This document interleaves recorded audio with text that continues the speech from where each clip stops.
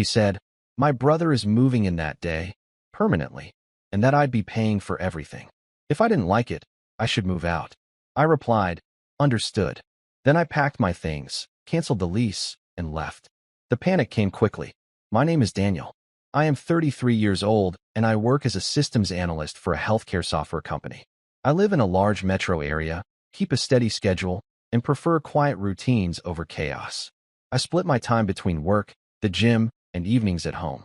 I am not impulsive, and I do not thrive on uncertainty. My girlfriend was Melissa. She is 30. We had been together a little over 2.5 years and living together for the last 14 months in a 2-bedroom apartment downtown. The lease was in both our names, but I paid the larger share of rent and utilities because I made more. That arrangement had been mutual and agreed on at the time. Melissa has a younger brother named Kyle. He is 26, chronically unemployed, permanently between plans, and always one emergency away from needing help. He had stayed with us temporarily before. Temporary in Kyle's world usually meant until someone forced the issue. About 3 weeks ago, Melissa came home unusually upbeat. Too upbeat. She dropped her bag, kicked off her shoes, and told me she had exciting news. That phrasing alone made my stomach tighten.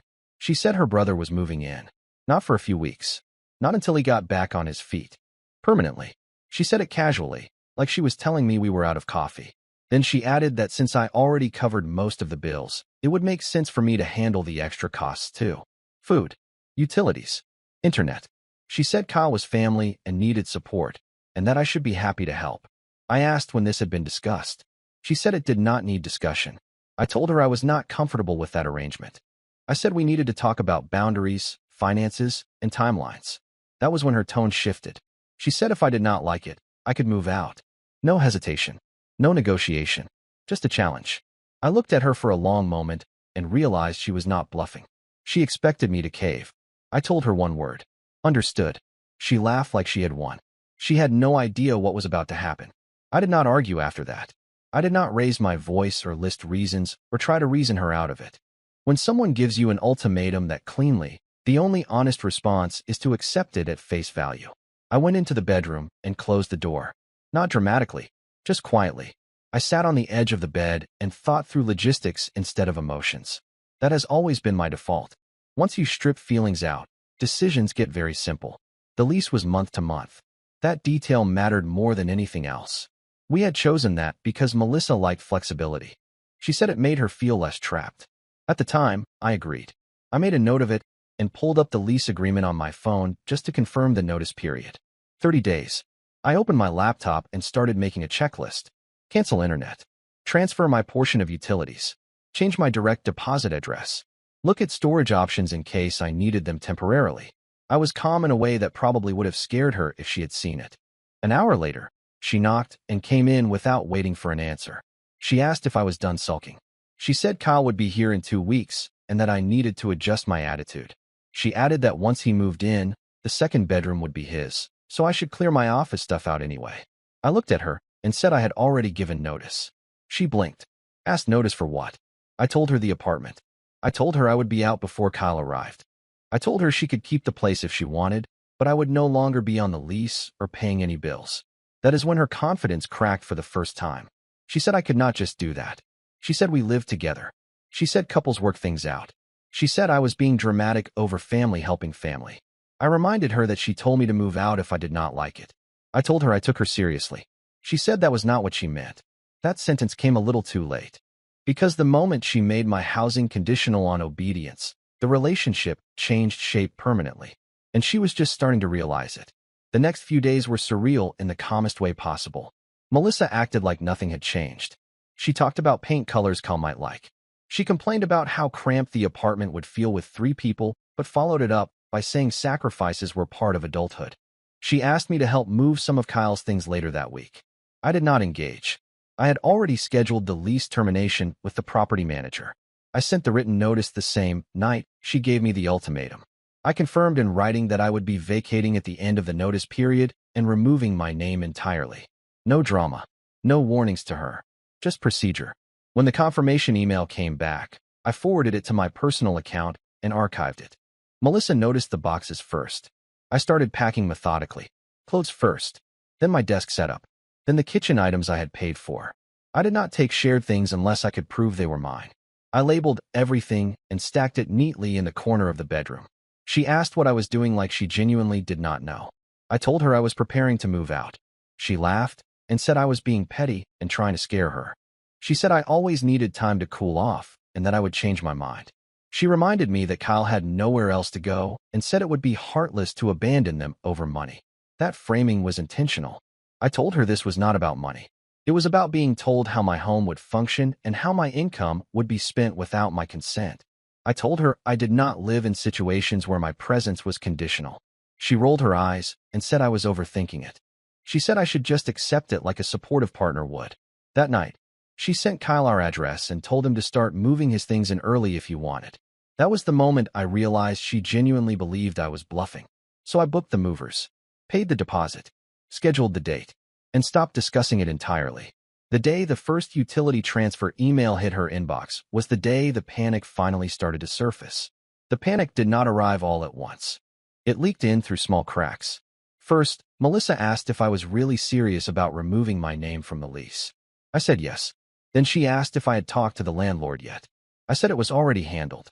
Then she asked when exactly I planned to leave, like she expected a window where she could still reverse things. I gave her the date. Her tone changed after that. Sharper, less playful. She accused me of blindsiding her. She said she thought I was just blowing off steam and that couples do not make major decisions without talking them through properly. I reminded her that I tried to talk, and she told me to move out if I did not like it. She said that was not meant literally. She said everyone says things in the heat of the moment. What struck me was that she did not apologize for saying it. She only objected to me believing it. Kyle started moving his stuff in early, just like she told him to. Boxes appeared in the living room. A mattress leaned against the wall. He did not say much to me, just nodded and acted like he already lived there. I stopped using the common areas. Melissa noticed. She asked why I was being so cold. She said I was making things awkward on purpose. She said I was punishing her. I told her I was disengaging, not punishing. The night Kyle officially stayed over for the first time, Melissa tried a new approach. She brought up finances. She said rent would be tight without my contribution. She said Kyle was looking for work, but that it might take time. She said maybe we could revisit how things were split. That was the first time she asked instead of told. I told her my finances were no longer part of the equation. She stared at me like I had spoken another language. She asked if I really planned to leave her to deal with this alone. I said she made the plan without me, so yes. That night, she cried for the first time. Not because she missed me, because the math was starting to look very real. The crying did not last long. By the next morning, Melissa had switched back to anger, which was always her default when vulnerability did not get the result she wanted. She told me I was abandoning her. She said I was choosing money over love. She said I was heartless for leaving her brother in a bad situation. I did not argue with any of it. I was already packing the last of my things. Books, clothes I had left in the closet, the kitchen knife set I bought when we moved in. I left behind anything that was genuinely shared. I was not trying to win a property dispute. I just wanted out clean. She hovered while I packed, making pointed comments. She said Kyle felt uncomfortable with the tension. She said it was unfair that he had to witness this. She said I was creating instability in the household. That word again. Household. As if I was still part of it. I reminded her that she had already redefined the household when she made unilateral decisions about who lived there and who paid. I reminded her that she told me to leave if I did not like it. I told her I was doing exactly what she asked. She snapped and said I was twisting her words. I asked her a simple question. If I had agreed to everything, would she be calling this twisting or compromise? She did not answer. That afternoon, the property manager called to confirm the final walkthrough date. Melissa overheard the call and went very quiet. After I hung up, she asked if there was any way to stop it. I said no.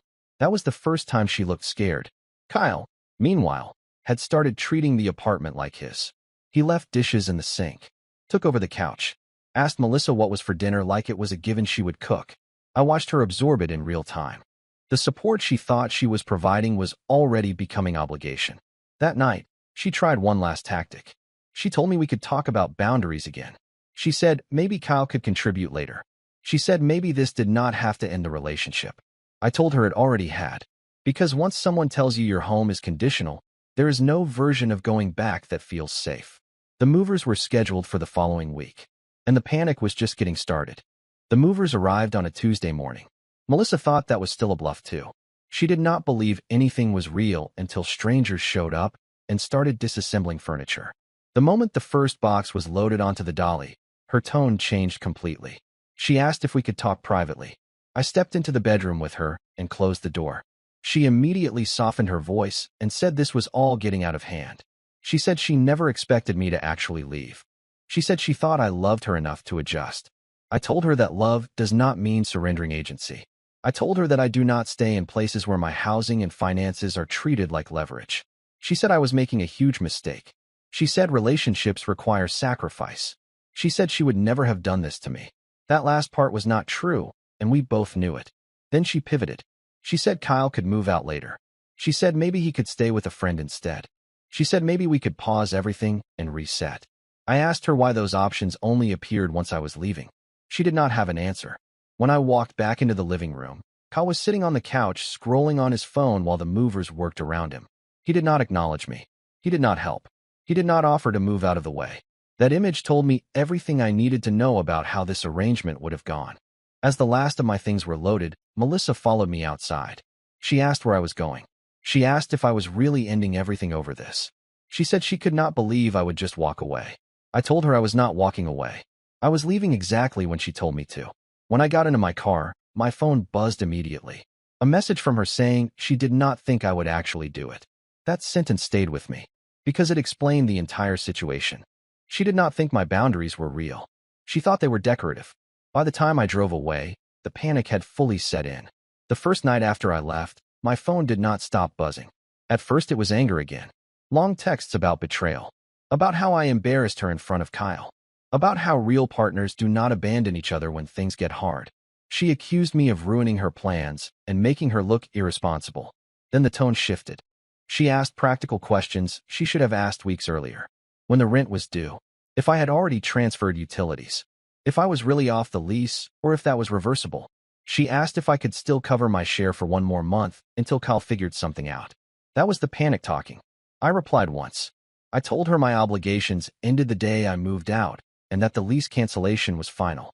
I told her she needed to talk to the property manager directly. After that, I stopped responding. The next morning, the calls started. Missed calls stacked up one after another. Some lasted the full ring. Others cut off quickly, like she hung up just to see if I would call back. I did not. Kyle apparently still was not working. Melissa texted to say he was stressed, that the pressure was getting to him, that this was not what she expected it to feel like. She said she was overwhelmed and needed help. I noticed she never said sorry. Not once did she acknowledge the ultimatum. Not once did she admit she assumed I would fold. She framed everything as unfortunate circumstances instead of consequences. 2 days later, she showed up at my new place unannounced. I did not let her in. She stood in the hallway crying, telling me she had made a mistake. She said she did not think things through. She said she felt stupid and scared. She said Kyle was not contributing and she did not know how to manage everything on her own. I listened through the door. When she finished, I told her I was sorry she was struggling, but I was not coming back. I told her I did not feel safe living with someone who treated my stability like leverage. She asked if this was really it. I said yes.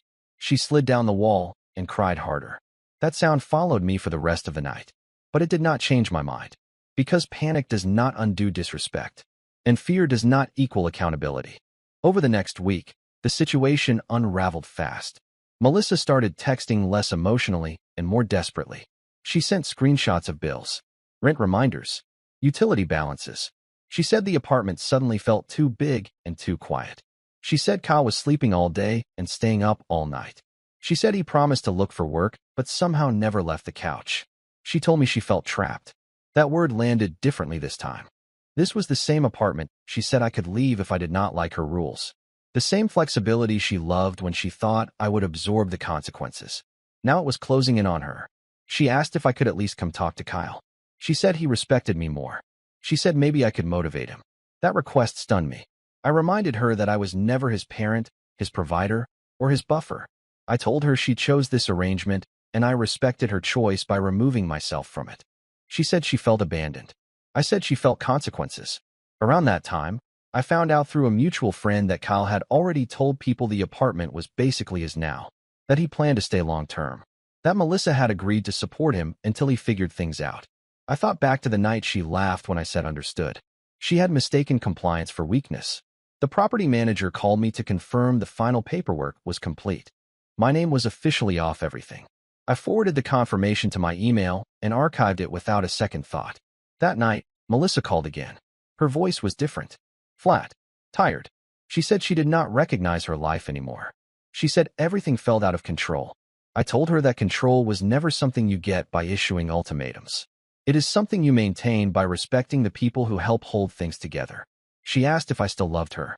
I said love does not survive where respect is absent. There was a long silence. Then she whispered that she messed up. She was right. But by then, the damage was already structural. The real collapse happened quietly, which somehow made it worse. A few days after she admitted she messed up, Melissa stopped messaging for almost 48 hours. No accusations. No panic texts. No missed calls. Just silence. I assumed she was finally processing things or leaning on someone else for support. Then I got a call from an unknown number. It was the property manager. She asked if I was aware that Melissa had fallen behind on rent and utilities already. She said Kyle had not contributed anything and that Melissa was asking if my name could be temporarily added back to the lease to stabilize things. I laughed before I could stop myself. I told her no. Calmly. Clearly. I told her my lease termination was final and that I would not be reattached under any circumstances. She thanked me and said she had expected that answer. Not even 10 minutes later, Melissa called. This time she did not start with anger or sadness. She went straight to bargaining. She said she was overwhelmed. She said she made a mistake pushing me. She said she did not think everything would fall on her so fast. She asked if I could help just until Kyle got a job. She said it would only be temporary. Temporary again. I told her that was exactly the word that got us here. I told her Kyle had already been temporary before. I told her I was not stepping back into a situation I had already escaped from. Her voice cracked. She asked what she was supposed to do now. I told her the same thing she told me. Figure it out. That silence afterward was heavier than any yelling had been. Later that evening, a mutual friend told me Melissa had been venting nonstop. That she said she never thought I would actually leave. That she believed threatening my housing would scare me into compliance. That she was shocked I chose stability over staying and fixing things. That confession explained everything. She never expected me to choose myself. She expected me to stay, pay, and adapt. By the end of that week, she was talking about breaking the lease herself. Kyle, unsurprisingly, had no backup plan. The situation she created was eating her alive, and I was finally far enough away to see it clearly. I am writing this last part because people keep asking what the lesson was, or if I feel bad now that everything blew up on her side. Here is the truth. Melissa did not lose me when I packed my things. She lost me the moment she decided my home, my money, and my stability were tools she could use to force compliance. The moment she said if you do not like it, move out, she believed she was holding power. She thought I would panic, argue, bargain, or cave. Instead, I listened. I did exactly what she told me to do. That is what shattered her sense of control. The panic came quickly because her entire plan relied on one assumption. That I would stay. That I would pay. That I would adapt no matter how far the goalposts moved. Kyle moving in permanently was never the real issue. The real issue was that my consent was treated as optional. When I left, the fantasy collapsed. Bills became real. Responsibility landed where it belonged. Kyle did not magically transform into a contributor. Melissa had to face the situation she created without a buffer. I did not feel guilty about that. I did not abandon her. I exited a setup designed to trap me. I did not punish her. I accepted her ultimatum as stated. I did not escalate. I disengaged. There is a difference. If anyone reading this takes anything from it, let it be this. When someone uses ultimatums casually, believe them literally. When someone treats your stability like leverage, remove it from their reach. And when someone tells you to leave, do not argue your way into staying. I said understood. And for the first time in that relationship, I meant it.